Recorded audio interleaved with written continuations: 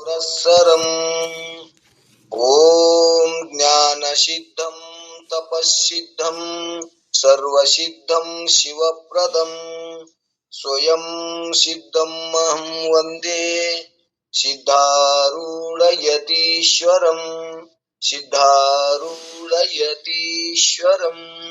ಓಂ ನಮಃ ಶಿವಾಯ.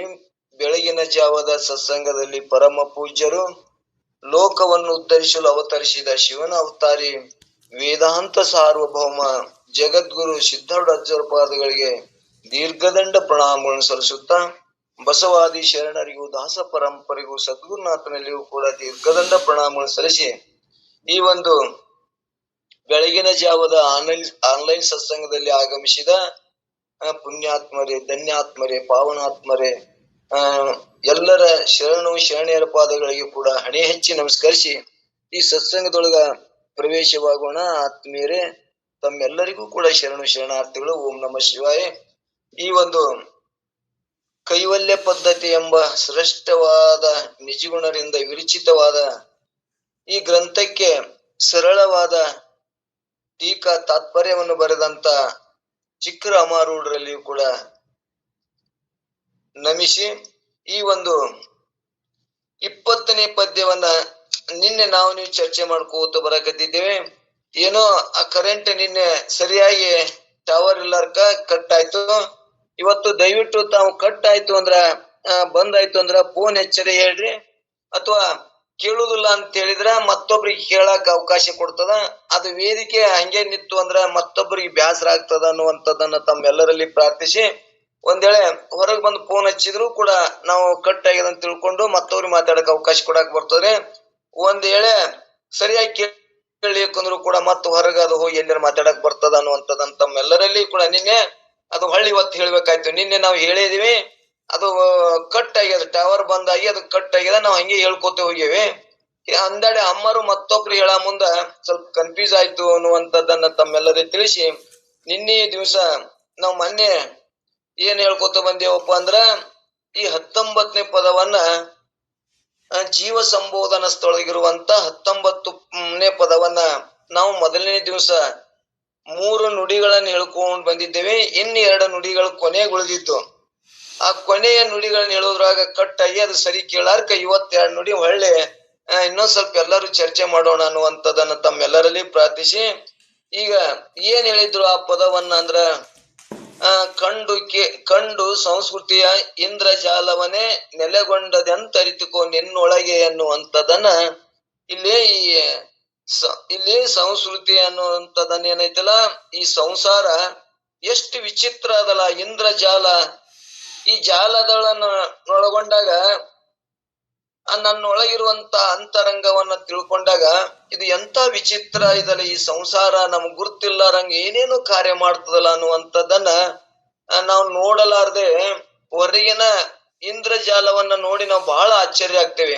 ಆದ್ರೆ ನಮ್ಮೊಳಗಿರುವಂತ ಇಂದ್ರಜಾಲವನ್ನ ನೋಡಿದಾಗ ಈ ಮಾಯಿ ಎಂಬ ಸ್ತ್ರೀಗಳು ಎಷ್ಟು ನಮ್ನೆ ಆಟ ಆಡಿಸ್ತಾಳ ಅನ್ನುವಂಥದ್ದನ್ನ ನಮ್ಗೆ ಗುರ್ತಾಗ್ತದ.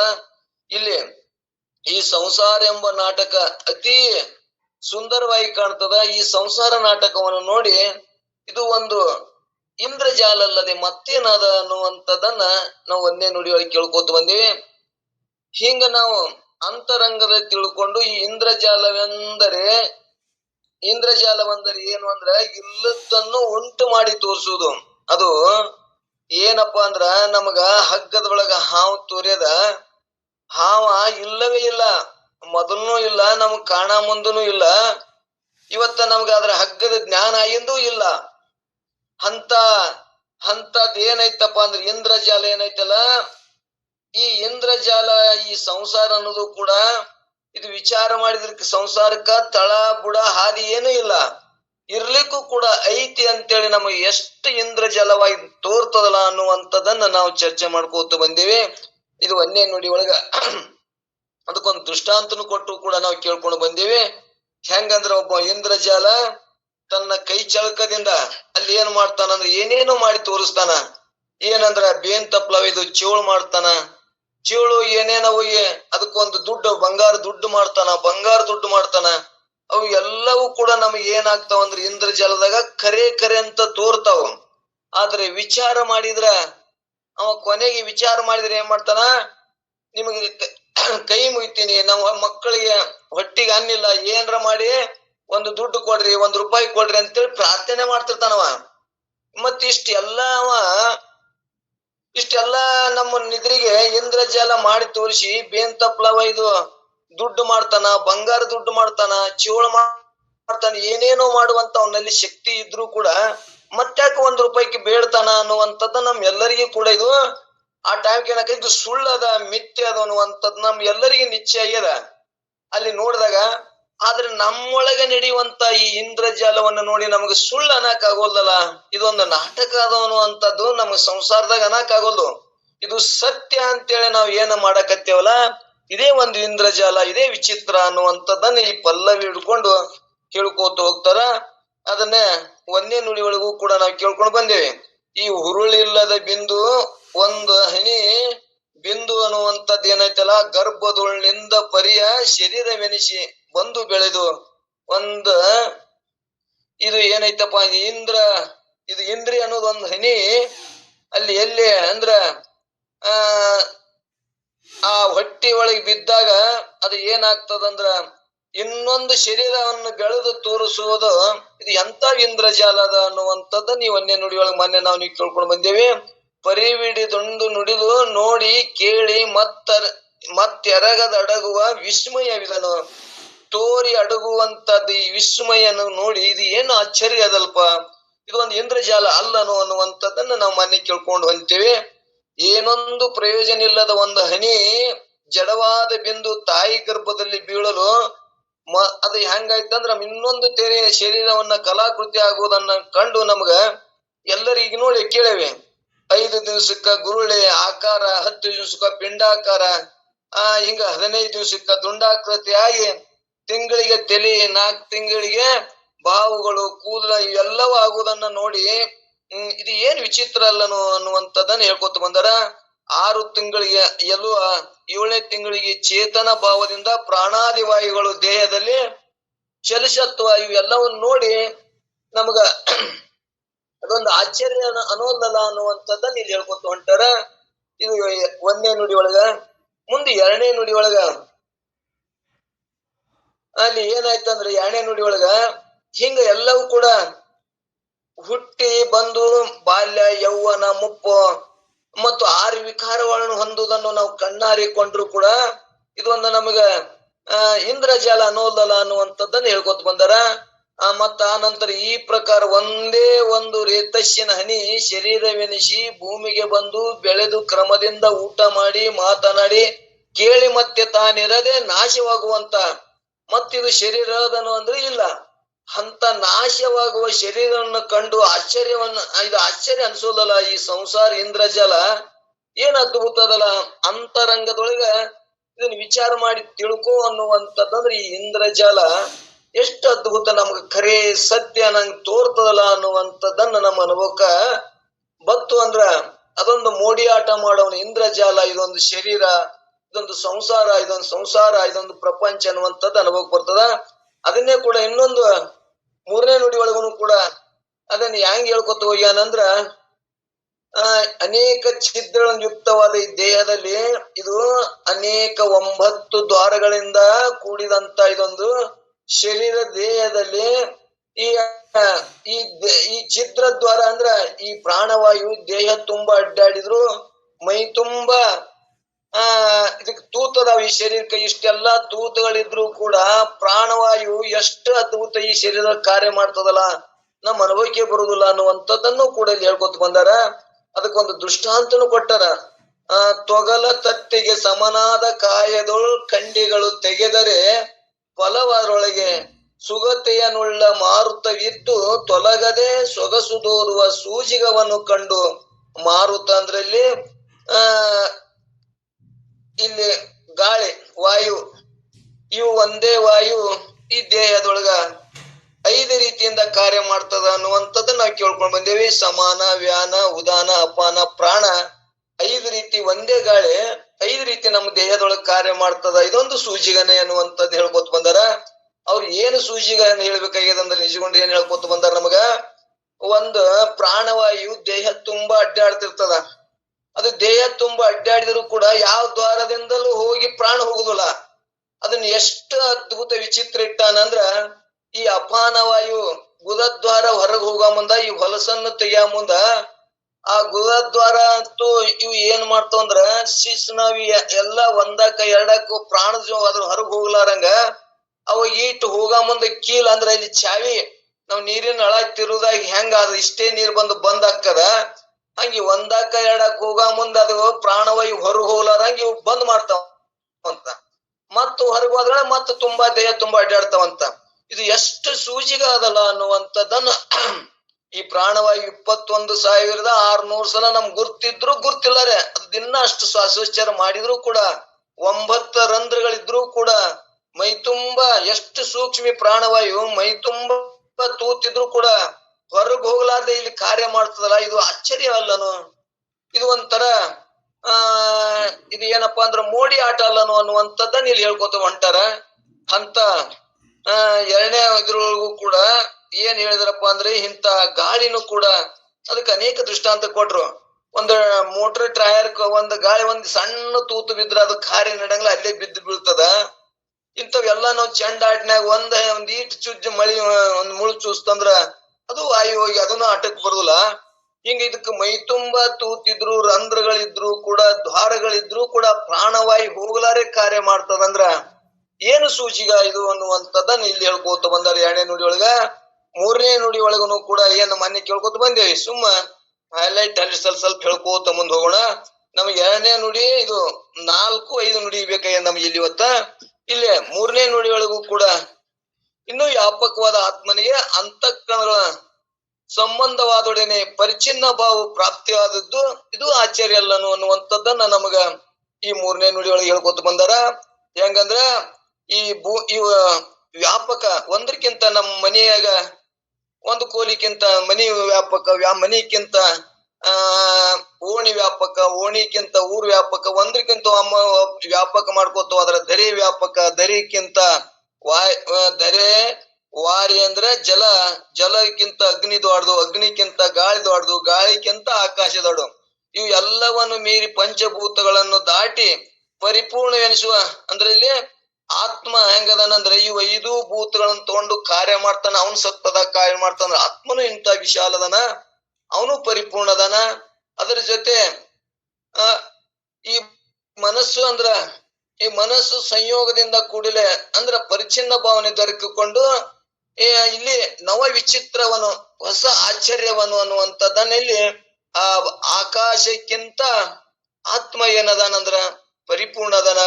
ಆ ಆತ್ಮನನ್ನ ತಿಳಿಗೊಡ್ಲಾರಂಗ ಏನ್ ಮಾಡ್ಯದಲ್ಲ ಮಾಯೆ, ಅದನ್ನು ಕೂಡ ಎಷ್ಟು ಇಲ್ಲಾರ್ದು ಐತಿ ಅನ್ನಂಗ ಮಾಡಿ ತಿಳಿಗೊಡ್ಲಾರಂಗ ಮಾಡಿದಲ್ಲ, ಇದನ್ನು ಒಂದು ಆಶ್ಚರ್ಯ ಅಲ್ಲನು ಅನ್ನುವಂಥದ್ದನ್ನಲ್ಲಿ ಹೇಳೋರದಾರ. ಇದನ್ನ ಏನಂದ್ರ ಭೌತಿಕ ಪದಾರ್ಥಗಿಂತಲೂ ಪೃಥ್ವಿ ವ್ಯಾಪಕವಾಗಿದೆ, ಪೃಥ್ವಿಗಿಂತಲೂ ಜಲ ವ್ಯಾಪಕ, ಜಲಕ್ಕಿಂತಲೂ ಅಗ್ನಿ ವ್ಯಾಪಕ, ಅಗ್ನಿಗಿಂತಲೂ ವ್ಯಾಪಕ, ವಾಯುವಿಗಿಂತಲೂ ಆಕಾಶ ವ್ಯಾಪಕ, ಆಕಾಶಗಿಂತಲೂ ಆತ್ಮ ವ್ಯಾಪಕವಾಗಿರ್ತದೆ. ಪೃಥ್ವಿಯಿಂದ ಹಿಡಿದು ಆಕಾಶ ಎಲ್ಲವೂ ಸಾಪೇಕ್ಷಕ ವ್ಯಾಪಕವಾಗಿದೆ. ಅಂದ್ರೆ ಒಂದಕ್ಕಿಂತ ಒಂದು ಸಾಪೇಕ್ಷಕ ವ್ಯಾಪಕವಾಗ್ಯಾವ. ಆತ್ಮನು ನಿರಾಪೇಕ್ಷ, ಅವನಕ್ಕಿಂತ ಇನ್ನೊಂದು ಏನ್ರ ದ್ವಾಡದನು ಹೇಳಕ್ ಬರ್ತದನಂದ್ರೆ ಹೇಳಕ್ ಬರುದಿಲ್ಲ. ಯಾಕಂದ್ರೆ ಅದು ಒಂದೇ ಐತಿ, ಮತ್ತೆ 2 ಇಲ್ಲದೈತಿ. ಅದಕ್ಕಿಂತ ಇನ್ನೊಂದು ಯಾವ್ದು ಇತ್ತಂದ್ರೆ ಹೇಳಕ್ ಬರ್ತಿತ್ತು, ಇಲ್ಲವೇ ಇಲ್ಲ ಅನ್ನುವಂಥದ್ದನ್ನ ನಾವ್ ಹಿಂದೆ ಕೇಳ್ಕೊತ ಬಂದೇವಿ. ಆತ್ಮನ ಹೆಂಗದ ನಿರಪೇಕ್ಷಕ ವ್ಯಾಪಕನಾಗಿರ್ತಾನೆ. ಅಂತ ಪರಿಪೂರ್ಣವೆಂದು ಹೇಳಿಸಿಕೊಳ್ಳತಕ್ಕ ಆತ್ಮನಿಗೆ ಮನ ಮೊದಲಾದ ಕರ್ಣಗಳು ಸಂಯೋಗವಾದ ಕೂಡಲೇ ದೇಹವು ನಾನಾ ಮತ್ತು ಜಗತ್ತಿನ ಪದಾರ್ಥಗಳು ಬೇರೆ ಬೇರೆ ಆಗಿರುತ್ತವೆ. ನೋಡ್ರಿ, ಅವನ ಈ ಮನ ಬುದ್ಧಿ ಸಂಯೋಗವಾದಗಳೇ ಈ ಹೊರಗಿನ ಪದಾರ್ಥಗಳು ಬೇರೆ ಬೇರೆ ಆಗಿ ತೋರ್ತಾವಂತೆ. ಈ ಏನ್ ಹೇಳ್ತಿರು, ಎಲ್ಲಕ್ಕಿಂತ ವ್ಯಾಪಕ ತಾನದನ ಅನ್ನುವಂಥದ್ದನ್ನ ಹೇಳಿ ಮಾಡಿ ಹಿಂದಾಡಿ ಏನಾಯ್ತಪ್ಪ ಅಂದ್ರ ಈ ಮಾಯ ಕೈಮಾಟ ಅಂದ್ರೆ ಮಾಯ ಆಟದಿಂದ ಏನಾಯ್ತಪ್ಪ ಅಂದ್ರ ಇವು ಎಲ್ಲವೂ ಬ್ಯಾರೆ ಬೇರೆ ಆಗಿ ತೋರಿಸ್ತದ ಅನ್ನುವಂಥದ್ದನ್ನ ಇಲ್ಲಿ ಹೇಳಿದ್ರು. ಈಶ್ವರನ ಬೇರೆಯವರು ಪರಿಚಿನ್ನ ಭಾವನೆ ಉತ್ಪನ್ನವಾಯಿತು.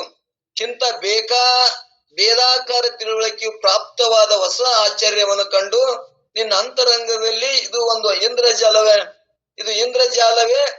ಸ್ಥಿರವಾಗಿದೆಂದು ತಿಳಿಕೋ ಅನ್ನುವಂಥದ್ದನ್ನ ಇದೇ ದೇಹದೊಳಗಿರುವುದೇ ಇಂದ್ರಜಾಲ, ಇದನ್ನ ತಿಳ್ಕೊ ಅನ್ನುವಂಥದ್ದನ್ನ ಹೇಳಿ ನಮಗೇನ್ ಬೇಕಾಗಿಲ್ಲ 4ನೇ ನುಡಿಯನ್ನ 4-5 ನಾವು ಚರ್ಚೆ ಮಾಡ್ಕೊತ ಹೋಗೋಣ.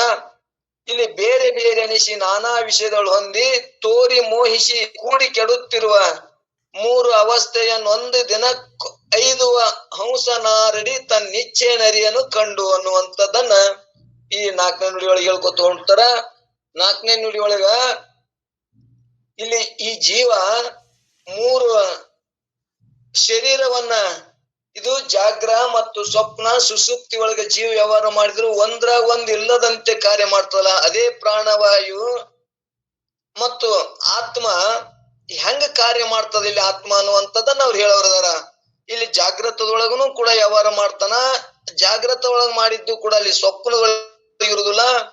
ಈ ಸ್ವಪ್ನ ಜಾಗ್ರತ ವ್ಯವಹಾರಗಳಲ್ಲಿ ಏನು ಇಲ್ಲದೆ ಇವ ಜಾಗ್ರ ಒಂದೇ ಸತ್ಯ ವ್ಯವಹಾರ ಮಾಡ್ತಾನ, ಅದನ್ನು ಮರಿಸಿ ಏನಾಗ್ತದ ಸ್ವಪ್ನಕ್ಕೆ ಹೋಗ್ತದ. ಸ್ವಪ್ನದೊಳಗೂ ಕೂಡ ಜೀವ ಏನೇನೋ ವ್ಯವಹಾರ ಮಾಡ್ತಾನ, 100 ವರ್ಷದ ವ್ಯವಹಾರಗಳು ಮಾಡಿದ್ರು ಕೂಡ ಅಲ್ಲಿ ಸುಷುಪ್ತಿಗೆ ಹೋಗಿಂದ ಅದನ್ನೂ ಮರಿತಾನ. ಅಲ್ಲಿ ಮರೆತು ತನ್ನ ಇರುವಿಕೆ ತನ್ನ ಸ್ವರೂಪ ಹೊರಗೆ ಬಂದ್ರು ಕೂಡ ನಮಗ್ ಒಂದ್ರೊಳಗ ಒಂದ್ ಅನುಭವ ಇಲ್ಲ, ಒಂದ್ರಾಗ ಒಂದು ಗುರುತಿಲ್ಲದಂಗ ಕಾರ್ಯ ಮಾಡ್ತಲ್ಲ, ಇದೊಂದು ಇಂದ್ರಜಾಲವಲ್ಲದೆ ಮತ್ತೇನು ಅನ್ನುವಂಥದ್ದನ್ನ ಇಲ್ಲಿ ಈ ನುಡಿಯೊಳಗೆ ಹೇಳಿ. ಇಲ್ಲಿ ಗಮನ ಸ್ವಭಾವ ಉಳ್ಳದ್ದು ಯಾವುದು, ಅದು ಹಂಸ. ಜೀವನು ಸಹ ಗಮನ ಸ್ವಭಾವ ಉಳ್ಳದ್ದಾಗಿದ್ದಾನೆ, ಆದ್ರಿಂದ ಇವನಿಗೆ ಹಂಸವೆಂದು ಹೆಸರು ಬಂದಿರುತ್ತದೆ. ಈ ಜೀವನು 3 ಅವಸ್ಥೆಗಳನ್ನು ಅಂದರೆ ಜಾಗ್ರತ, ಸ್ವಪ್ನ, ಸುಷುಪ್ತಿ ಎಂಬ 3 ಅವಸ್ಥೆಗಳನ್ನು ಒಂದೇ ದಿವಸದಲ್ಲಿ ತಿರುಗುವನು. ಆಯಾ ಅವಸ್ಥೆಗಳಲ್ಲಿ ಬೇರೆ ಬೇರೆ ಎಂದು ಹೇಳಿಸಿಕೊಳ್ಳತಕ್ಕಂಥ ವಿಷಯಗಳನ್ನು ಮೋಹಿಸಿ ಅವುಗಳನ್ನು ಬಿಡದೇ ಇರುತ್ತಾನೆ. ಆದರೂ ಅವು ಅವನನ್ನು ಬಿಟ್ಟು ಹೋಗುತ್ತವೆ. ಹೇಗೆಂದರೆ ಜಾಗೃತ ಅವಸ್ಥೆಯಲ್ಲಿ ಜೀವನು ಸ್ಥೂಲ ವಿಷಯಗಳನ್ನು ಮೋಹಿಸಿ ಅದೇ ಸುಖಕರವೆಂದು ಅವುಗಳನ್ನು ಬಿಡದೇ ಇರುವಂತನಾಗಿರುತ್ತಾನೆ. ಯಾವಾಗ ಸ್ವಪ್ನ ಅವಸ್ಥೆ ಪ್ರಾಪ್ತವಾಗುತ್ತದೆಯೋ ಆಗ ಜಾಗೃತ ಅವಸ್ಥೆಯಲ್ಲಿ ತೋರಿದ ಸ್ಥೂಲ ವಿಷಯವನ್ನು ಹೊರಟು ಹೋಗುತ್ತವೆ. ಸ್ವಪ್ನ ಅವಸ್ಥೆಯಲ್ಲಿ ವಾಸನಾಮಯಾತ್ಮಕವಾದ ಅನಂತ ವಿಷಯಗಳು ಇರ್ತವೆ. ಅವುಗಳನ್ನ ಮೋಹಿಸಿ ಅವುಗಳನ್ನು ಬಿಡದೆ ಅವೇ ಸುಖಕರೆಂದು ನಂಬಿರುತ್ತಾನೆ. ಯಾವಾಗ ಸುಷುಪ್ತಿ ಅವಸ್ಥೆ ಪ್ರಾಪ್ತವಾಗುತ್ತದೆಯೋ ಹಾಗೆ ಸ್ವಪ್ನ ಅವಸ್ಥೆ ಮತ್ತು ಅಲ್ಲಿ ತೋರಿದ ಯಾವತ್ತು ವಿಷಯಗಳು ಹೊರಟು ಹೋಗುತ್ತವೆ. ಇನ್ನು ಸ್ವಪ್ನ ಅವಸ್ಥೆಯನ್ನು ಕೇವಲ ಆನಂದದಲ್ಲಿ ಮುಳುಗುತ್ತಾನೆ. ಸುಷುಪ್ತಿಯಲ್ಲಿ ತೋರತಕ್ಕ ಆನಂದವೇ ಸುಖಕರವಾದಂತದ್ದು ಎಂದು ಅದನ್ನು ಮೋಹಿಸಿ ಬಿಡದೇ ಇರುತ್ತಾನೆ. ಆದರೂ ಅದು ಕೆಟ್ಟು ಪುನಃ ಜಾಗೃತ ಅವಸ್ಥೆ ಪ್ರಾಪ್ತಿ ಆಗುತ್ತದೆ. 6 ಅಡಿ ಅಂದರೆ 6 ಕಾಲುಗಳು, 6 ಕಾಲುಗಳಿಂದ ಕೂಡಿದಂತ ಭೃಂಗವು ಯಾವ ಪ್ರಕಾರ ಒಂದು ಹೂವಿನಿಂದ ಒಂದು ಹೂವಿನ ಸುಗಂಧವನ್ನು ತೊಕ್ಕೊತ್ತ ಹಾರಾಡುತ್ತದೆಯೋ ಅದರಂತೆ ಈ ಜೀವನು ಜಾಗ್ರ, ಸ್ವಪ್ನ, ಸುಷುಪ್ತಿ ಎಂಬ 3 ಅವಸ್ಥೆಗಳನ್ನು ಒಂದು ದಿವಸದಲ್ಲಿ ಹೊಂದುವ ಆಶ್ಚರ್ಯವನ್ನು ಕಂಡು ಇಂದ್ರಜಾಲವೇ ಎಂದು ಮನುಷ್ಯನಲ್ಲಿ ಅರಿತಿಕೋ ಅನ್ನುವಂಥದ್ದನ್ನು ಹೇಳ್ಕೊತ ಬಂದಾರ. ನಮ್ಗೆ ದಿನ ಈ ಪ್ರತ್ಯಕ್ಷ ಜಾಗ್ರ, ಸ್ವಪ್ನ, ಸುಷುಪ್ತಿ ಒಳಗೆ ಜೀವ ವ್ಯವಹಾರ ಮಾಡಿದ್ರು ಕೂಡ ಒಂದಿರುವುದಿಲ್ಲ. ಇವು 3 ನಮ್ಗೆ ಅನುಭವ ಐತಿ. ಇದ್ರೂ ಕೂಡ ಜಾಗ್ರ ಒಂದೇ ಸತ್ಯ ಅಂತ ತಿಳ್ಕೊಂಡೇವಿ. ಮುಂದೆ ಸ್ವಪ್ನ ಅವಸ್ಥೆಯೊಳಗೆ ವಾಸನಮಯವಾದಂತದ್ದನ್ನು ವ್ಯವಹಾರ ಮಾಡೇವಿ. ಅವು ಎರಡನ್ನೂ ತೆಗೆದು ಆತ್ಮನೊಳಗ ಮನಸ್ಸನ್ನ ಅಲ್ಲಿ ಐವಿಧ್ಯದೊಳಗೆ ಅಡಕು ಮಾಡಿ ಆತ್ಮ ಸ್ವರೂಪದ ಆನಂದವನ್ನು ಅನುಭವಿಸಿವಿ. ಇಷ್ಟಿದ್ರು ನಮಗ ಅನುಭವಕ್ಕೆ ಬರೋದಲ್ಲ, ಇದೊಂದು ಇಂದ್ರಜಾಲವಲ್ಲನು ಅನ್ನುವಂಥದ್ದನ್ನು ಹೇಳ್ಕೊತ ಇನ್ನ ಕೊನೆಗೆ ಇದು ಯಾಕೆ ನಮಗೆ ಇಷ್ಟೆಲ್ಲ ಕೇಳ್ತೀವಿ ಹೇಳ್ತೀವಿ, ನಮ್ಗೆ ಅನುಭವಕ್ಕೆ ಯಾಕೆ ಬರೋದು, ಯಾಕೆ ಮನಸ್ಸರ ಸ್ಥಿತಿ ಆಗೋದು, ಯಾಕೆ ನನ್ನ ಸ್ವರೂಪದೊಳಗ ಸುಷುಪ್ತಿಯ ಅವಸ್ಥೆದೊಳಗೆ ಅನುಭವಿಸಿದ ಆನಂದ ಜಾಗೃತೊಳಗೆ ಯಾಕೆ ನಮ್ಗೆ ಬರೋದು ಅನ್ನುವಂಥದ್ದನ್ನ ಇಲ್ಲಿ ಕೊನೆಯ ನುಡಿದೊಳಗೆ 5 ನುಡಿಗಳನ್ನೇನು ಬಂದವಲ್ಲ ಇವು 4 ನುಡಿಗಳನ್ನ 5ನೇ ನುಡಿ ಒಳಗೆ ಅದ್ರಾಗ ಉಪಸಂಹಾರ ಮಾಡ್ತಾರ. ಆ ಉಪಸಂಹಾರ ಹೆಂಗ್ ಮಾಡ್ತಾರ ಅನ್ನೋ ಸ್ವಲ್ಪ ಲಕ್ಷ್ಯ ಕೊಟ್ಟು ಕೇಳಿಲಿ. ಭವ ದುಃಖ ಜೀವನು ಉತ್ತಮ ಗುರು ಕೃಪವನ್ನು ಒಪ್ಪುವ ಪುಣ್ಯ ಫಲದಿಂದ ಪಡೆದು ಹವಣಿಸದ ಆನಂದಮಯನಾದ ಶಂಭುಲಿಂಗವೇ ತಾನೆನಿಸುವ ಚೋದ್ಯವನು ಅನ್ನುವಂಥದ್ದನ್ನು ಹೇಳ್ಕೊತ ಬಂದಾರ. ಭವ ದುಃಖ ಅಂದ್ರೆ ಜನನ ಮಳೆಯಿಂದ ಯುಕ್ತನಾದ ಜೀವನು ಜೀವಾತ್ಮನು ಅಂದ್ರ ಇಲ್ಲಿ ಉತ್ತಮ ಕೃಪೆಯನ್ನು ಅಂದ್ರೆ ಉತ್ತಮ ಅಂದ್ರೆ ಇಲ್ಲಿ ಜೀವಾತ್ಮನು ಉತ್ತಮ ಗುರುಗಳನ್ನ ಪಡೆದುಕೊಂಡು ಗುರುವಿಗೆ ಶರಣಾಗತನಾಗಿ ಅವನತ್ಯಕ್ಕೆ ಇಂಥ ಜ್ಞಾನವನ್ನು ಗುರು ಸೇವಾದಿಗಳನ್ನ ಮಾಡಿ ಉತ್ತಮ ಅಂದ್ರೆ ಈ ಭವ ದುಃಖದಿಂದ ನಾವು ಪಾರಾಗಕ್ಕೆ ಬರ್ತದ ಅನ್ನುವಂಥದ್ದನ್ನು ಈ ಹೇಳುವಂತ ಈ ಉದ್ದೇಶದಲ್ಲಿ ಜನನ ಮರಣ ಮುಕ್ತನಾದ ಈ ಜೀವನು ಹುಟ್ಟು ಸಾವುದಿಂದ ಯುಕ್ತನಾದ ಅಂದ್ರೆ ಇದಕ್ಕೆ ಒಳಪಟ್ಟಂತ ಜೀವಾತ್ಮನು ಯಾವಾಗ ಉತ್ತಮ ಗುರು ಕೃಪೆಯನ್ನು ಅಂದ್ರೆ ಇಲ್ಲಿ ಉತ್ತಮ ಗುರು ಯಾರು, ಗುರುಗಳು ಯಾರಿಗೆ ಅನಿಬೇಕು ಅನ್ನುವಂಥದ್ದನ್ನು ನಾವು ಹಿಂದೆ ಕೇಳ್ಕೊತ ಬಂದಿವಿ. ಆ ಗುರುವಿನಲ್ಲಿ ಏನಿರಬೇಕು ಅಂದ್ರ ಅವನ ಗುರುವಿನ ಒಂದು ಲಕ್ಷಣ ಹೇಳ್ಯಾರ, ಅದಲ್ಲದೆ ಶಿಷ್ಯನ ಲಕ್ಷಣ ಹೇಳ್ಯಾರ. ಸ್ಮರಣಕ್ ಬರ್ಲಿ ಅಂತ ನೆನಪು ಮಾಡ್ತೀನಿ. ಗುರುವಿನ ಲಕ್ಷಣ ಹೆಂಗಿರ್ಬೇಕಂದ್ರ ಕರುಣ, ಸತ್ಕಲೆ, ಶಾಸ್ತ್ರ ಪರಿಣತೆ, ನಿರಾಶೆ, ಸೌಂದರ್ಯತೆ, ಸಮುಖತ್ವ ಮತ್ತು ಸುಗುಣ ಸುಜ್ಞಾನಗಳಿರುವವನೇ ಅವನೇ ಸೇವೆ ಗುರುವಕ್ಕು ಅನ್ನುವಂಥದ್ದನ್ನ ಇಲ್ಲಿ ಹೇಳ್ಕೊತ ಬಂದಾರ. ಅವನಲ್ಲಿ ಗುರುವಿನಲ್ಲಿ ಏನಿರ್ಬೇಕು, ಕರುಣ ಇರಬೇಕು, ಸತ್ಕಲೆ ಅಂದ್ರೆ ಶಾಸ್ತ್ರ ಪರಿಣತಿ ಜ್ಞಾನ ಇರಬೇಕು, ಕಲೆ ಶಾಸ್ತ್ರ ಹೇಳುವಂತ ತಿಳಿಸುವಂತ ಅವನಲ್ಲಿ ಪರಿಣತಿ ಇರಬೇಕು. ಮತ್ತ ಅವ ಹೆಂಗಿರ್ಬೇಕು ಅಂದ್ರ ಶಾಸ್ತ್ರ ಹೇಳಿ ಹೋಗ ಮುಂದ್ ನನಗೆ ಏನ್ ದುಡ್ಡು ಕೊಡ್ತೀರಿ ಮತ್ ನಾನು ಅದಕ್ಕಾಗಿಯೇ ಮಾಡ್ತೀನಿ ಅಂತ ಹೇಳೋದಿರಬಾರ್ದು, ಅವ ಗುರು ಅಲ್ಲ ಅಂತ ಇಲ್ಲಿ ಹೇಳ್ಯಾರ ಅವ್ರು. ಅವನಲ್ಲಿ ಏನಿರ್ಬೇಕು, ಶಾಸ್ತ್ರ ಪರಿಣಿತಿ ಇರ್ಬೇಕು, ಅವನಲ್ಲಿ ನಿರಾಶೆ ಇರ್ಬೇಕು. ಅವ್ರು ಕೊಟ್ರು ಅಷ್ಟೇ, ಕೊಡ್ಲಿಕ್ಕೂ ಅಷ್ಟೇ. ಆ ನಿರಾಶೆ ನಮ್ಮನ್ನ ಏನ್ ಮಾಡ್ತದಂದ್ರ, ವೈರಾಗ್ಯ ನಮ್ಮನ್ನ ಏನ್ ಮಾಡ್ತದಂದ್ರ, ಇವು ಗುರುವಿನಲ್ಲಿ ಇವ್ ಇದ್ರ ಗುರು ಹೇಳಿದ ಮಾತುಗಳು ಪರಿಣಾಮ ಅಕ್ಕವು ಅನ್ನುವಂಥದ್ದನ್ನ ಇಲ್ಲಿ ಹೇಳೋರದರ. ಪರಿಣತಿ, ನಿರಾಶೆ, ಸೌಂದರ್ಯತೆ, ಸಮಕತ್ವ, ಸಗುಣ ಸುಜ್ಞಾನಗಳಿರುವನೇ ಗುರುವಕ್ಕು ಅನ್ನುವಂಥದ್ದನ್ನ ನಾವು ಕೇಳ್ಕೊಂಡು ಬಂದೇವೆ. ಇಲ್ರಿ ಗುರುವಿನ ಲಕ್ಷಣ ಹೇಳಿದ್ರಿ. ಮತ್ತೆ ಶಿಷ್ಯನಲ್ಲಿ ಏನಿರ್ಬೇಕು, ಶಿಷ್ಯನಲ್ಲಿ ಕೂಡ ಹೇಳ್ಕೊತ ಬಂದಾರ. ಅವ ಹೆಂಗಿರ್ಬೇಕು ಶಿಷ್ಯ ಅಂದ್ರ, ಗುರು ದೇವತೆಯೊಳ ಭಕ್ತಿ ಇರಬೇಕು. ಗುರುವಿನಲ್ಲಿಯೂ ಮತ್ತು ದೇವತೆಗಳಲ್ಲಿಯೂ ಕೂಡ ಭಕ್ತಿ, ವರವೇದ ವಿಧಿ ನಿಷ್ಠೆ ಅಂದ್ರೆ ಈ ಏನ ವೇದಗಳೇನದಾವಲ್ಲ, ಇವ್ ವೇದಗಳನ್ನ ಏನ್ ಹೇಳ್ಕೊತ ಬಂದವ್ರಲ್ಲ ಇವಕ್ಕೆಲ್ಲಕ್ಕೂ ಕೂಡ ವಿಧಿ ನಿಷ್ಠೆ ಇರಬೇಕು. ಮತ್ತು ಅವನಲ್ಲಿ ವೈರಾಗ್ಯ ಇರಬೇಕು, ವಿರತಿ ಮುಂತಾದವು ಸುಚರಿತ್ರಗಳು, ಅವನಲ್ಲಿ ಒಳ್ಳೆ ಚರಿತ್ರೆ ಇರಬೇಕು. ಅಂತವ್ಗೆ ಏನಿರ್ಬೇಕಪ್ಪ ಅಂದ್ರೆ ಇಲ್ಲಿ ಶಿಷ್ಯ ನೆನೆಸುವನು ಅನ್ನುವಂಥದ್ದನ್ನ ಗುರು ಮತ್ತು ಶಿಷ್ಯ ಲಕ್ಷಣ ಹೇಳಿದ್ರು. ಗುರುದೇವತೆಯೊಳ್ ಭಕ್ತಿ, ವರವೇದ ವಿಧಿ ನಿಷ್ಠೆ, ವಿರತಿ ಮುಂತಾದವು ಸುಚರಿತ್ರಗಳಿರುವವನೇ ಶಿಷ್ಯನಕ್ಕು ಅನ್ನುವಂಥದ್ದನ್ನ ಇಲ್ಲಿ ಶಿಷ್ಯನ ಲಕ್ಷಣ ಹೇಳಿದ್ರು, ಗುರುವಿನ ಲಕ್ಷಣ ಹೇಳಿದ್ರು. ಮತ್ ಇನ್ನು ಗುರುಗಳು ಇವು ಎಲ್ಲವೂ ನಮಗ ಆಶ್ಚರ್ಯವಾಗಿ ಕಾಣ್ಬೇಕಂದ್ರ, ಜಗತ್ತೇ ನಮಗ ದೃಶ್ಯ ಆಗಿ ಕಾಣ್ಬೇಕಾದ್ರ, ಜಗತ್ತೇ ನಮಗ ಮಿಥ್ಯ ಆಗಿ ಕಾಣ್ಬೇಕಂದ್ರ ಹಿಂಗ ಗುರುವಿನ ಎಂತ ಗುರುವಿನ ಅಂದ್ರ ಇದೇ ಪದ್ಯದೊಳಗ ಶ್ರೋತ್ರಿಯ ಬ್ರಹ್ಮನಿಷ್ಠ ಸದ್ಗುರುವಿಗೆ ಯಾರು ಶರಣಾಗತನಾಗ್ತಾರ ಅಂತವರಿಗೆ ಏನಾಗ್ತದ, ಸದ್ಗುರು ಶ್ರೋತ್ರಿಯ ಶ್ರೇಷ್ಠ ಶ್ರೋತ್ರಿಯ ಬ್ರಹ್ಮನಿಷ್ಠ ಸದ್ಗುರು ಕರುಣೆಯನ್ನು ಒಪ್ಪು ಅಂದ್ರೆ ಶೋಭಿಸುವ ಪುಣ್ಯ ಫಲದಿಂದ ಪುಣ್ಯ ಫಲದಿಂದ ಗುರು ಸಿಗ್ತಾನಂತ. ಶ್ರೋತ್ರಿಯ ಬ್ರಹ್ಮನಿಷ್ಠ ಸದ್ಗುರು ಸಿಗ್ತಾನಂತ. ಇರ್ಲಿಕ್ಕಂದ್ರ ಪುಣ್ಯ ಇರ್ಲಿಕ್ಕೆ ಸಿಗುದಿಲ್ಲ ಅನ್ನುವಂಥದ್ದನ್ನ ಕೇಳ್ಕೊಂಡ್ ಬಂದೇವಿ. ಇಲ್ಲಿ ಸಟ್ ಶಾಸ್ತ್ರನು ಅಂತ ಹೇಳ್ಕೊಂಡ್ ಬಂದ್ರು. ಅಂದ್ರೆ ಇವಕ್ಕ ಆ ಗುರು ಹೆಂಗದನಂದ್ರ ಆ ಪರಮಾತ್ಮ ಅಂದ್ರ ಅವ ಪ್ರಾಪ್ತಿ ಮಾಡಿಕೊಂಡ ಹವಣಿಸಿದ ಸಟ್ ಪ್ರಮಾಣಕ್ಕೆ ನಿಲುಕದ. ಇಲ್ಲಿ 6 ಶಾಸ್ತ್ರಗಳನ್ನ ಹೇಳ್ಕೊತ ಬಂದ್ರು. 6 ಶಾಸ್ತ್ರ ಯಾವ ಅನ್ನುವಂಥದ್ದು ನಾವ್ ಹಿಂದೆ ಕೇಳ್ಕೊಂಡ್ ಬಂದೇವಿ. ಇವತ್ತು ಗುರುವಿನ ಲಕ್ಷಣ ಕೇಳ್ಕೊಂಡ್ ಬಂದೇವಿ, ಶಿಷ್ಯನ ಲಕ್ಷಣ ಕೇಳ್ಕೊಂಡ್ ಬಂದೇವಿ. ಇನ್ನೊಂದು ಏನಪ್ಪಾ ಅಂದ್ರ ಶ್ರೋತ್ರಿಯ ಬ್ರಹ್ಮನಿಷ್ಠ ಸದ್ಗುರು ಹೆಂಗಿರ್ತಾನ ಅಂದು ಇನ್ನೊಂದು ನಾವು ಅಲ್ಲಿ ಒಂದು ಅದಕ್ಕೂ ಒಂದು ವಿಚಾರ ಇಲ್ಲ, ಯಾವ್ದು ಪಂಚೀಕರಣದಾಗ ಕೇಳ್ಕೊಂಡ್ ಬಂದೇವಿ. ಒಂದು ದೃಷ್ಟಾಂತ ಮುಖಾಂತರ ಅವನಲ್ಲಿ ಶ್ರೋತ್ರಿಯನು ಇರಬೇಕು, ಶಾಸ್ತ್ರ ಪರಿಣಿತಿನೂ ಇರಬೇಕು, ಮತ್ತೆ ಹೆಂಗಿರ್ಬೇಕಂದ್ರ ಬ್ರಹ್ಮನಿಷ್ಠ ಇರಬೇಕು. ಬ್ರಹ್ಮನಿಷ್ಠ ಅಂದ್ರೆ ಏನು ಅಂದ್ರೆ ಬ್ರಹ್ಮಾಂಡವನ್ನ ತುಂಬಿಕೊಂಡಂತ ಈ ಚೇತನ ನಾನೇ ಅನ್ನುವಂಥದ್ದನ್ನ ಅದ್ರ ಮೇಲೆ ನಿಷ್ಠೆ ಇರಬೇಕು. ಬ್ರಹ್ಮದೊಳಗೆ ತುಂಬಿಕೊಂಡಂತ ಎಲ್ಲಾ ಜೀವರಾಶಿ ಒಳಗೂ ಕೂಡ ಬ್ರಹ್ಮ ಒಬ್ಬನೇ ಅದನ, ಅವನೇ ನಾನ್ ಅದೀನಿ ಅಂತ ಹಿಂಗ ನಿಷ್ಠೆ ಇರ್ಬೇಕು. ಶ್ರೋತ್ರಿಯನು ಇರಬೇಕು. ಅಂದ್ರ ಶ್ರೋತ್ರಿಯ ಅಂದ್ರ ಇವೆಲ್ಲಾ ಶಾಸ್ತ್ರಗಳನ್ನು ಕೇಳಿರ್ಬೇಕು, ಗುರು ಮುಖಾಂತರ ಓದಿರ್ಬೇಕು. ಮತ್ತು ಅವ ಕರುಣಾಮಯನಿರ್ಬೇಕು ಅನ್ನುವಂಥದ್ದನ್ನ ಒಂದ ಹೊಳಿ ದಂಡೆ ಕೂತಾಗ ಒಂದು ಭವನ ದಾಟ್ಸ ಮುಂದ ಅಂದ್ರ ಹೊಳಿಯನ್ನ ದಾಟ್ಸ ಮುಂದ ಒಬ್ಬ ಕತಿ ಹಿಂದೆ ನಾವು ಹೇಳ್ಕೊತ ಬಂದೇವಿ. ಅದನ್ನ ಹೆಂಗಪ್ಪ ಅಂದ್ರ ಆ ಕತಿ ಏನ್ ಹೇಳ್ತದಂದ್ರ ನಾವೆಲ್ಲ ಏನ್ ಕೇಳ್ಕೊಂಡ್ ಬಂದೇವ ಅಂದ್ರ, ಒಬ್ಬ ಈ ಊರೊಳಗಿದ್ದ ಮನುಷ್ಯ ಊರು ಸಾಕಾಗಿ ನಾನು ಅಚ್ಚಿ ಕಡೆ ದಾಟಿ ಹೊಳಿ ದಾಟಿ ಹೋಗಿ ನಾನು ಅಲ್ಲಿ ಆರಾಮಾಗಿ ಬದುಕಬೇಕು, ಈ ಊರಾಗಿದ್ದ ನನಗೇನಾಗ್ಯದ ಬ್ಯಾಸರ ಆಗ್ಯದ, ಈ ಊರನ್ನ ನಾ ತೊರಿಬೇಕು ಅನ್ನುವಂಥದ್ದನ್ನ ತಿಳ್ಕೊಂಡು ಊರ್ ದಂಡಿಗೆ ಬರ್ತಾನ. ಊರ್ ದಂಡಿಗೆ ಬಂದಾಗ ಆತ ಏನಿರ್ತಾನ ಅಂದ್ರ ಕುಂಟಿರ್ತಾನ ಅನ್ನುವಂತ ಕತಿ ಕೇಳ್ಕೊಂಡ್ ಬಂದೇವೆ. ಅವಾಗ ಆ ಹೊಳಿ ದಂಡಿಗೆ ಬಂದು ಈ ಹೊಳೆಯನ್ನು ಯಾರು ದಾಟಿಸ್ತಾರ, ಯಾರು ನನ್ನನ್ನು ಈ ಹೊಳಿ ದಂಡಿಯಿಂದ ಆ ದಂಡಿದಿಂದ ದಾಟಿಸ್ತಾರ ಅನ್ನುವಂಥದ್ದನ್ನ ಕಾಯ್ಕೋತ ಕೂತಾಗ ಒಬ್ಬ ಯಾರು ಬರ್ತಾರ ಅಂದ್ರ ಕುಂಟ ಬರ್ತಾನ.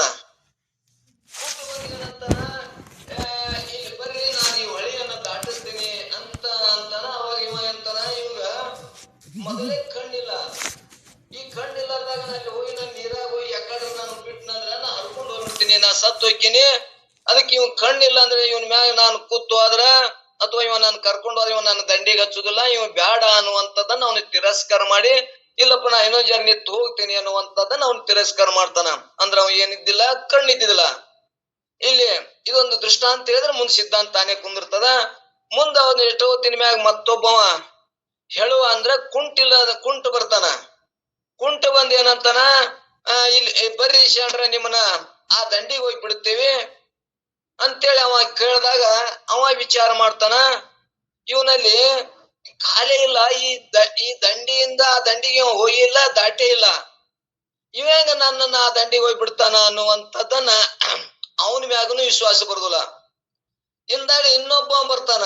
ಇನ್ನೊಬ್ಬ ಏನಂತಾನ, ಶಾಸ್ತ್ರ ಹೇಳವ, ಇಲ್ಲಿ ನಾವ್ಯಾಕೆ ಬರುದ್ರಿ, ನಾವು ಹೇಳ್ತೇವಿ ಹಿಂಗ್ 10 ಮಾರ್ ಹಿಂಗ್ ನಡ್ಕೋತ ಹೋಗ್ರಿ, 10 ಮಾರ್ ಹೋಗಿಂದ ಹಿಂಗ್ ಎಡಕ್ಕ ಹೊಳ್ಳಿ ಹಿಂಗ್ ಸೀದಾ ಹೋಗ್ಬಿಟ್ರಪ್ಪ ಅಂದ್ರ ನೀವು ಆ ದಂಡಿಗೆ ಹೋಗ್ಬಿಡ್ತೀರಿ, ಹೊಳಿ ದಾಡ್ತೀರಿ ಅನ್ನೋಂಥದ್ದು ಅವನು ಹೇಳ್ತಾನ. ಅಂದ್ರ ಅವನಲ್ಲಿ ಶ್ರೋತ್ರೇನು ಇಲ್ಲ, ಬ್ರಹ್ಮನಿಷ್ಠನು ಇಲ್ಲ, ಬರೀ ಶಾಸ್ತ್ರ ಕಲ್ತು ಪರಿಣಿತನಾಗಿ ಹೇಳ್ತಾನ. ಹೇಳೋನ ಮ್ಯಾಗ ಇವಂಗ ಹೋಗವ ವಿಶ್ವಾಸ ಬರ್ತದನೋ ಅಂದ್ರ ಇವ ಹೋಗೇ ಇಲ್ಲ. ಆ ಸುಖವನ್ನ, ಪರಮ ಸುಖವಂದ್ರ ಈ ಹೊಳಿ ದಾಟಿ ಆ ದಂಡಿಗೆ ಹೋದವನೇ ಅಲ್ಲ, ಇವಾರ ಹೆಂಗ್ ದಾಟಿಸ್ತಾನ ಅನ್ನುವಂಥದ್ದನ್ನ ಅಲ್ಲಿ 3 ಅವ್ಗೇನ್ ಬಂದು ಸಂಶಯ ಬಂದು. ಅವನಲ್ಲಿ ಏನಿರ್ಬೇಕು, ಆ ಕಣ್ಣು ಇರ್ಬೇಕು. ಕಣ್ಣಿದ್ದಾವಿದ್ರ ಆ ದಂಡಿ ಕಾಣ್ತದ, ಹಿಂಗ್ ಹೋಗ್ತಾನ, ದಷ್ಟು ಬಿಟ್ಟದಾನ, ಶರೀರ ದಷ್ಟು ಬಿಟ್ಟದ, ಅವ್ ಕಣ್ಣೇ ಇಲ್ಲ. ಮತ್ತೊಬ್ಬ ಏನದನ, ಹೇಳುವ ಕಾಲೇ ಇಲ್ಲ, ಇವ ಹೋಗೇ ಇಲ್ಲ, ಇವ ನಾನು ಕರ್ಕೊಂಡು ಹೋಗ್ತೀನಂತಾನ. ಇವಾರ ನನ್ನ ಆ ದಂಡಿಗೆ ಹೋದಾಗ ನಂದೇನೋ ನನ್ ಕೈ ಹಾರ್ತು, ಕೈ ನನ್ ಬಿಟ್ನ ಅಂದ್ರ ನಾನು ಹರ್ಕೊಂಡು ಹೋಗ್ಬಿಡ್ತೀನಿ. ಇವನು ಕೂಡ ನನ್ನ ಎಳ್ಕೊಂಡು ಬರುವಂತ ಶಕ್ತಿನೂ ಇವನಲ್ಲಿಲ್ಲ, ಹರ್ಕೊಂಡು ಹೋಗೋ ಮನುಷ್ಯನ ಎಳ್ಕೊಂಡ್ ಬರುವಂತ ಶಕ್ತಿನೂ ಇವನಿಲ್ಲ, ಇವ ಹೆಂಗ ನನ್ನ ದಾಟಿಸ್ತಾನ, ಹೇಳುವನು ಅದಾನ ಅಂತೇಳಿ ಇನ್ನೊಬ್ಬ ಏನದನ, ಇವತ್ತ ಕಣ್ಣುನು ಅದಾವು, ಕಾಲುನು ಅದಾವು, ಅವ ಹೋಗಕ್ ಇರಲಿಲ್ಲ. ಅವ ಇಚ್ಚಿ ದಂಡೆಗೆ ನಿತ್ತಿ ಏನ್ ಹೇಳ್ತಾನ, ಹಿಂಗ್ ಹೋರಿ, ಹಿಂಗ್ ಸೀದಾ ಹೋರಿ, ಹಿಂಗ್ 10 ಮಾರ್ ಹೋರಿ, ಎದಕ್ ಗುರು ಬೇಕು, ಯಾರೇನ ದಂಡಿ ದಾಟಿಸ್ತಾನ, ಇಲ್ಲಿ ಹೇಳ್ತೀನಲ್ಲ ಹೋರಿ ಅಂತ ಅವ ಹೇಳ್ತಾನ. ಇವ್ 3 ಮ್ಯಾಗಿ ಹೆಂಗ ವಿಶ್ವಾಸ ಬರುದಿಲ್ಲ. ಇನ್ನೊಬ್ಬ 4ನೇದವ ಬಂದ್ ಏನ್ ಹೇಳ್ತಾನ, ಬಂದಿ ಗುರುಗಳ ದಷ್ಟು ಪುಟ್ಟನು ಅದಾನ, ಕಣ್ಣುನು ಅದಾವು, ಕಾಲುನು ಅದಾವು, ಮತ್ತು ಆ ದಂಡಿಗೆ ಹೋದವನು ಅದಾನ. ಅವ ಮಾತ್ರ ಇವನ್ನ ನನ್ನ ಕರ್ಕೊಂಡು ಹೋಗ್ತಾನ ಅಂತೇಳಿ ಅವನಲ್ಲಿ ಹೆಂಗ ಶ್ರದ್ಧಾ ಬರ್ತದ. ಅವ ಏನ್ ಮಾಡ್ತಾನ, ನನ್ನ ಒಳ್ಳೆ ನೀರಾಗ ಹೋದ, ನನ್ನ ಕಾಲ ಹಾರಿದ್ರು ಕೂಡ ಅವ ಈಸಿ ಬಂದು ಜಕ್ಕೊಂಡು ಬಂದ್ ನನ್ನ ದಂಡಿಗೆ ಹಸ್ತುವಂತ ಅವನ ಶರೀರನು ದಷ್ಟು ಪುಟ್ಟದನ, ಕಣ್ಣುನು ಅದ, ಅದು ಅಲ್ಲದೆ ಕಾಲುನು ಅದನ, ಅದು ಅಲ್ಲದೆ ಅವ ಈ ದಂಡಿನಿಂದ ಆ ದಂಡಿಗೆ ಹೋಗಿ ಬಂದವ ಅದಾನ ಅನ್ನುವಂಥದ್ದನ್ನ ತಿಳ್ಕೊಂಡಾಗ ಅವಾಗ ವಿಶ್ವಾಸನಿಟ್ಟಾಗ ಅವ ಹೆಂಗ ಈ ದಂಡಿಲಿಂದ ಆ ದಂಡಿಗೆ ದಾಟಿಸ್ತಾನ. ಇದೊಂದು ದೃಷ್ಟಾಂತದಂತೆ ಇಲ್ಲಿ ಕೂಡ ಅವನಲ್ಲಿ ಶ್ರೋತ್ರಿಯಾನ ಇರ್ಬೇಕು. ಅಂದ್ರ ಇಲ್ಲಿ ಶ್ರೋತ್ರಿಯ ಅಂದ್ರ ಕಣ್ಣು, ಅಂದ್ರೆ ಓದಿರ್ಬೇಕು, ಅವ ವೇದ ಉಪನಿಷತ್ತುಗಳನ್ನ ಓದಿರಬೇಕು. ಮತ್ತು ಅವನಲ್ಲಿ ಏನಿರ್ಬೇಕಪ್ಪ ಅಂದ್ರ ಬ್ರಹ್ಮನಿಷ್ಠೆ ಇರ್ಬೇಕು. ಈ ಅನೇಕ ಶಾಸ್ತ್ರಗಳದಾವು, ಇನ್ನ ಈ ಷಟ್ ಶಾಸ್ತ್ರ ಅಂತ ಹೇಳ್ಕೊತ ಬಂದೇವಲ್ಲ, 6 ಅನೇಕ ಶಾಸ್ತ್ರಗಳದಾವು. ಅವ ಏನಾಗ್ಯದ, ಎಲ್ಲಾ ಶಾಸ್ತ್ರಗಳನ್ನು ಕೂಡ ಓದ್ಯಾನ. ಓದಿದ್ರು ಕೂಡ ಅವ್ ಏನಾಗ್ಯದ, ಅಪರೋಕ್ಷ ಜ್ಞಾನ ಇಲ್ಲ, ಸುಮ್ ಹೇಳ್ತಾನ. ಅವ ಏನಪ್ಪಾ ಅಂದ್ರೆ ಹೇಳುವಂತವ, ಇವಾರ ಏನ್ ದಾಟಿಸ್ತಾನ ಅಂದ್ರೆ ಇವನು ದಾಟಿಸುದಿಲ್ಲ ಅನ್ನುವಂಥದ್ದನ್ನಲ್ಲಿ ಅವ ಆ ಬ್ರಹ್ಮನಿಷ್ಠನೂ ಇಲ್ಲ, ಮತ್ ಇವನಲ್ಲಿ ಶ್ರೋತ್ರಿಯನೂ ಇಲ್ಲ. ಅಂದ್ರೆ ಇವ ಓದೋನು ಮೊದಲನೇ ಕೂಡ ಓದಿಲ್ಲ. ಇವನಲ್ಲಿ ಏನೈತಿ, ಬ್ರಹ್ಮನಿಷ್ಠ ಬಗ್ಗೆ ಸುಮ್ಮ ಓದ್ಯಾನ. ಆ ಬ್ರಹ್ಮ ಇವನೇ ಅದನ, ನಾನೇ ಇದೀನಿ ಅಂತ ಅವನ ಮ್ಯಾಗ ನಿಷ್ಠೆ ಇಲ್ಲವ.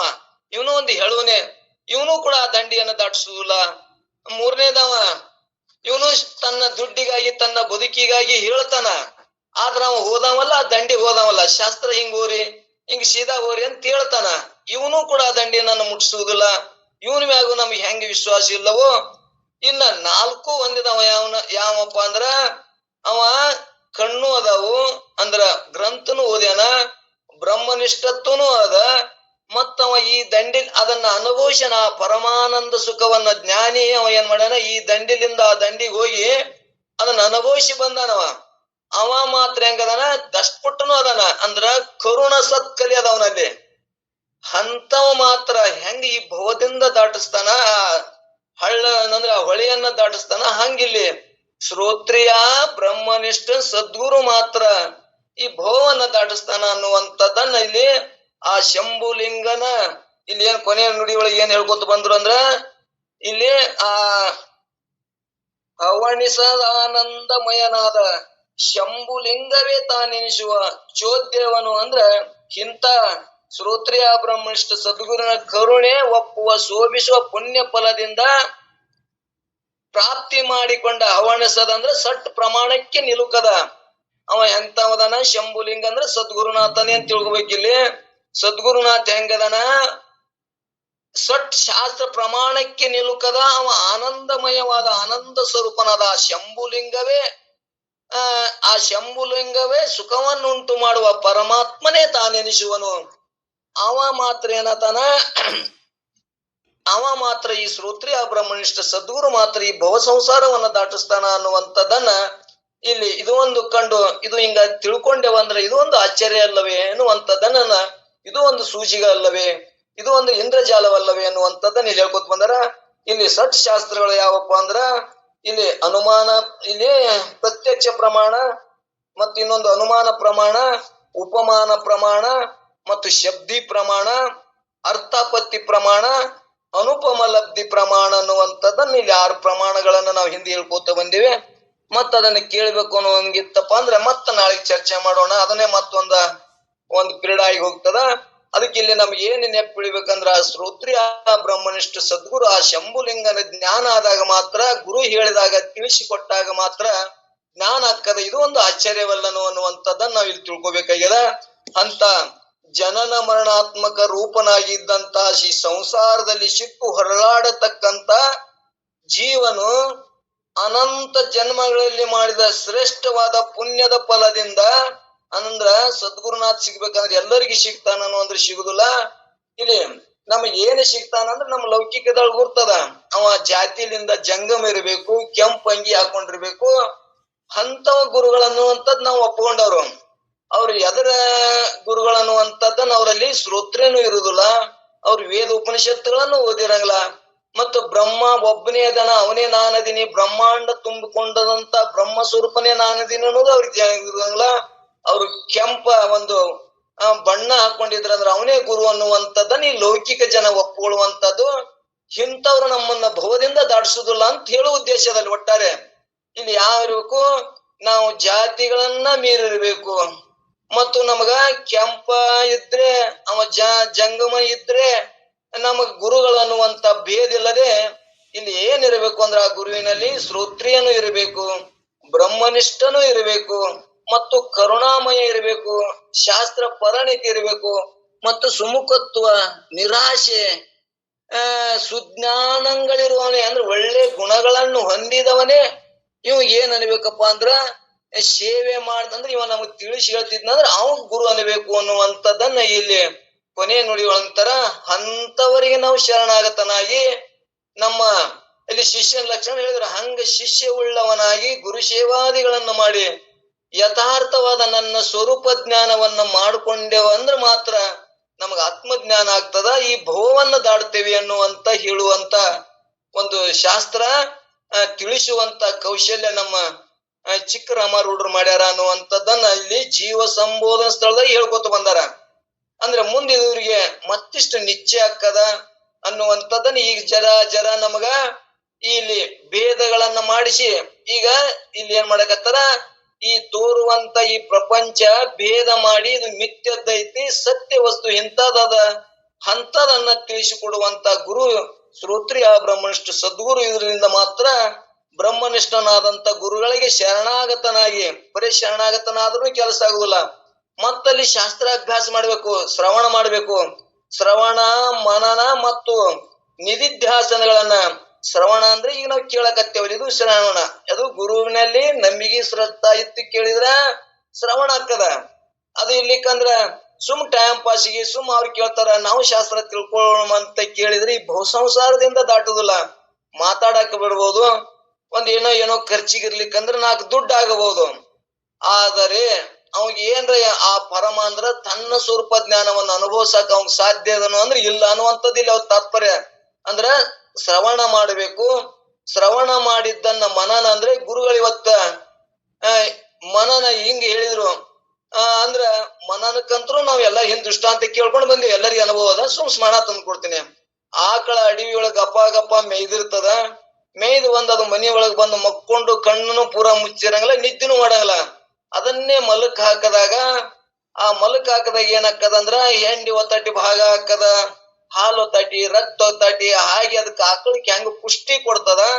ಹಂಗ ಗುರು ಹೇಳಿದನ್ನ ಏನೇನೋ ನಾವು ಹೇಳ್ಕೊಡ್ತೇವೆ, ಹೊರಗಿನ ದೃಷ್ಟಾಂತ ಕತಿ ಏನೇನೋ ಹೇಳಿರ್ತೇವೆ. ಅವು ನಮಗೆ ಎಷ್ಟು ಅವಶ್ಯ ಅದ ಅಷ್ಟನ್ನ ಅದನ್ನ ಶ್ರವಣ ಮಾಡಿ ಅದನ್ನ ಮನನ ಮಾಡುವುದು. ಮನನ ಮಾಡಕತ್ತೀವಿ ಅಂದ್ರ ಅಲ್ಲದ ಭಾಗಗಳನ್ನ ತೆಗೆದು ಅನಾತ್ಮ ಭಾಗಗಳನ್ನ ತಿರಸ್ಕಾರ ಮಾಡಿ ಆತ್ಮನ ಪ್ರವಾಹ ಜ್ಞಾನವನ್ನ ನಾವು ಪ್ರವಾಹನ ಸ್ವೀಕಾರ ಮಾಡಕ್ ನಮಗ ಅನುಭವಕ್ಕೆ ಬತ್ತು ಅಂದ್ರ ಇಲ್ಲಿ ತಿರಸ್ಕಾರ ಮತ್ತು ಪ್ರವಾಹನ ಇಲ್ಲಿ ನಾವು ತಿಳ್ಕೊಳಕಂದ್ರ ಈ ದಾರಿ ಒಳಗೆ ನಡೆಯಕತ್ತೇವಂದ್ರ ಅಲ್ಲದ ಭಾಗಗಳನ್ನ ತಿರಸ್ಕಾರ ಮಾಡಿ ಈ ಆತ್ಮನ ಭಾವಗಳನ್ನ ನಾವು ಅನುಕರಣೆ ಮಾಡ್ಕೊಂಡು ಹೊಂಟೇವಂದ್ರ ನಮ್ಗ ಮನನ ಹಾಕದ ಅನ್ನುವಂಥದ್ದನ್ನ ನಾವು ಗಟ್ಟಿ ಮಾಡ್ಕೊಂಡು ಮನನ ಮಾಡಿದ್ದನ್ನ ನಿಧಿಧ್ಯಾಸನ. ನಿಧಿಧ್ಯಾಸನ ಅಂದ್ರೆ ಏನಂದ್ರ ಇವ್ ಎರಡನ್ನು ಹೇಳಿದನ್ನ ಅನಾತ್ಮವನ್ನಾಗ್ಲಿ ಆತ್ಮನ್ನಾಗ್ಲಿ ನಾವ್ ಏನಾವ್ ಲಕ್ಷಣ ಆಗತ್ತನ್ನ ಹೇಳ್ಕೋತೀವಿ, ಎರಡನ್ನು ಹೇಳ್ಕೋತ ಬಂದಿರ್ತೇವಲ್ಲ, ಆ ಎರಡನ್ನು ಬಿಟ್ಟು ತನ್ನ ಸ್ವರೂಪ ಸ್ಥಿತಿ ಒಳಗೆ ಇರುವುದೇ ನಿಧಿಧ್ಯಾಸನ.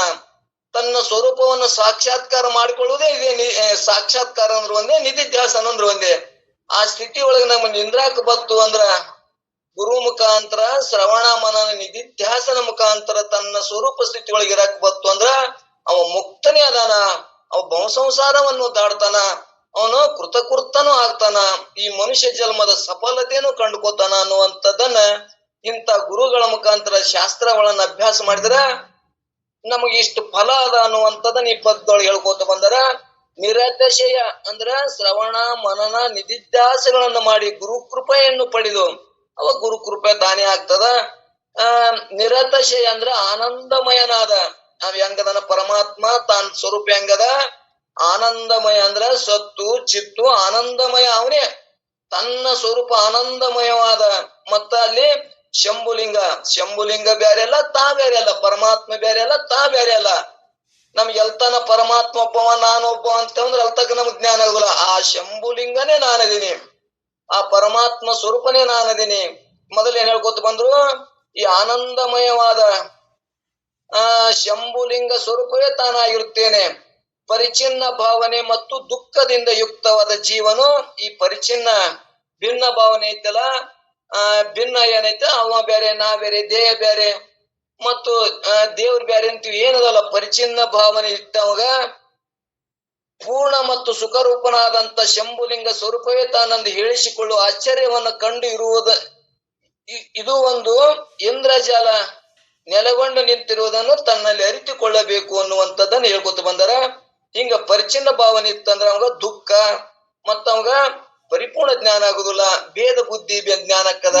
ನಾವು ತಿಳ್ಕೊಂಡಿದ್ದೇ ಸತ್ಯ, ನಾ ವಿಚಾರ ಮಾಡಿದ್ದೇ ಸತ್ಯ ಅನ್ನುವಂಥದ್ದನ್ನಲ್ಲಿ ಏನಕ್ಕದ ಸಂಕುಚಿತ ಭಾವ ಅಕ್ಕದ ಅನ್ನುವಂಥದ್ದನ್ನ ತಿಳಿಸಿ ಯಾವಾಗ ಪರಿಪೂರ್ಣತ್ವ ಆ ಶಂಭುಲಿಂಗನೇ ನಾನದೀನಿ, ಆನಂದ ಸ್ವರೂಪನೇ ನಾನದೀನಿ, ಸದ್ಗುರುನಾಥ್ ಹೇಳ್ಯಾನ ಅನ್ನುವಂಥದ್ದನ್ನ ನಂಬಿಕೆ ಶ್ರದ್ಧೆ ಇಟ್ಟುಕೊಂಡು ಮಾಡಿದ್ರ ತಿಳ್ಕೊಂಡೇವಂದ್ರ ಇದೊಂದು ಇಂದ್ರಜಾಲ ಅನ್ನುವಂಥದ್ದನ್ನ ಅಲ್ಲಿ ತಿಳಿಸೋರದರ. ಇದು ತಿಳಿತು ಅಂದ್ರೆ ಇದು ನೋಡಿ ಎಷ್ಟು ಆಶ್ಚರ್ಯ ಅದಲ್ಲ. ಇಷ್ಟು ತಿಳ್ಕೊಂಡೇವಂದ್ರ ಈ ಹಿಂದಕ್ 5 ನುಡಿಗಳ ಮುಖಾಂತರ ಹೇಳ್ಕೊತ ಬಂದ್ರು, 3 ಶರೀರಗಳನ್ನ ಹೇಳಿದ್ರು, ಮತ್ತು ಇನ್ನ ಅನೇಕ ರೀತಿಯಿಂದ ನಮಗ ಹೆಂಗ ಪೃಥ್ವಿಗಿಂತ ದೊಡ್ಡದು ಮಾಯಿ ಹೆಂಗ ತಿಳಿಗೊಡುದಿಲ್ಲ ಅದನ್ನು ಹೇಳ್ಕೊತ ಬಂದ್ರು. ಮತ್ತು ಅನೇಕ ರೀತಿಯಿಂದ ಇನ್ನ ಏನಪ್ಪಾ ಅಂದ್ರ ಈ ತಿರುಗುವಂತದ್ದಾಗ್ಲಿ ಜೀವ ಮತ್ತೊಂದು ಗರ್ಭಕ್ಕ ತಿರುಗ್ತಾ ಹಂಸ ಅಂತೇಳಿ ಹೆಸರಿಟ್ಕೊಂಡು ಬಂದ್ರು. ಮತ್ತು ಅದು ಅಲ್ಲದೆ ಆ ಶಂಭುಲಿಂಗನೇ ನೀನದಿ ಅನ್ನುವಂಥದ್ದನ್ನ 5 ನುಡಿಗಳ ಮುಖಾಂತರ ನಮ್ಗೆಲ್ಲರಿಗೂ ಸ್ಪಷ್ಟತೆ ಆಗ್ಯದ. ಇದನ್ನ ಇನ್ನಿಷ್ಟು ಶ್ರವಣ ಮಾಡಿದ್ದನ್ನ ಸ್ವಲ್ಪ ಕೇಳಿದ್ದನ್ನ ಮನನಕ್ಕೆ ಹೆಚ್ಚು ಗಮನ ಕೊಡ್ಬೇಕು, ಮನನಕ್ಕೆ ಹೋಗ್ಬೇಕು.